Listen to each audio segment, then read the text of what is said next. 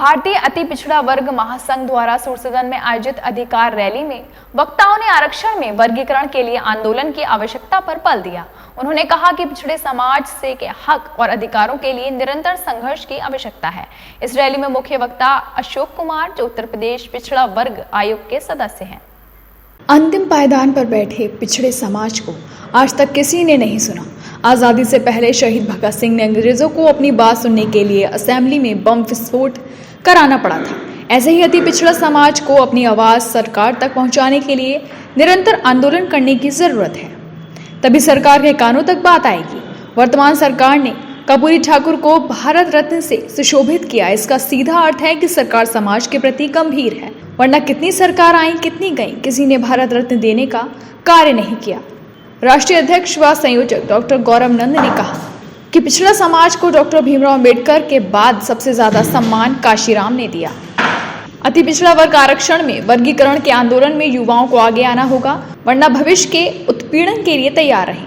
वक्ता अलकेश सविता ने कहा कि पिछड़ा वर्ग को 27% आरक्षण है, जिसमें सत्ता पक्ष की समृद्ध जातियां आरक्षण का लाभ ले रही हैं, जबकि अति पिछड़ा वर्ग को 20% और पिछड़ा वर्ग को 7% का फायदा दिया जाए। महिलाओं को दिए 33% आरक्षण का भी संख्या के आधार पर पिछड़ा व अति पिछड़ा वर्ग में वर्गीकरण करना चाहिए। और आज हम लोग भारतीय अति पिछड़ा वर्ग महासंघ के तत्वाधान में अति पिछड़े हक के लिए वर्गीकरण की मांग को लेते हुए आगरा में एक महासम्मेलन आयोजित किया है, जिसमें हजारों की तादाद में भीड़ आई है।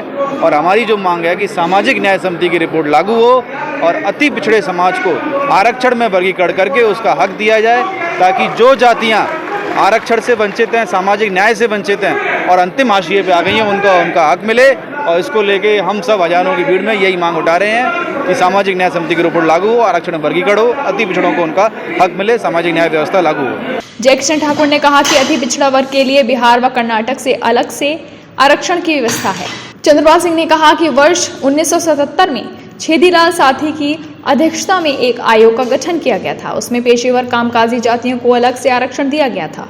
संजय सिंह ने कहा कि जो राजनीतिक दल पिछड़े वर्ग में वर्गीकरण करेंगी, उसे अति पिछड़ा वर्ग विधानसभा व लोकसभा चुनाव में अपना समर्थन देगा। अति पिछड़ा समाज द्वारा लखनऊ में एक बड़ी रैली में सरकार के समक्ष आर पार की लड़ाई के लिए संकल्पित हैं। से आते हैं। आज जो आगरा में सूर सदन के अंदर जो कार्यक्रम हो रहा है, सम्मेलन हो रहा है, अति पिछड़ों के लिए उनके सम्मान के लिए हो रहा है। हमारी जो मांग है 27% आरक्षण के अंदर जो अति पिछड़ों का आरक्षण है वो हमें दिया जाए आरक्षण। इसको मांग को लेते हुए हम लोगों ने यहाँ सम्मेलन जो है आयोजित किया है।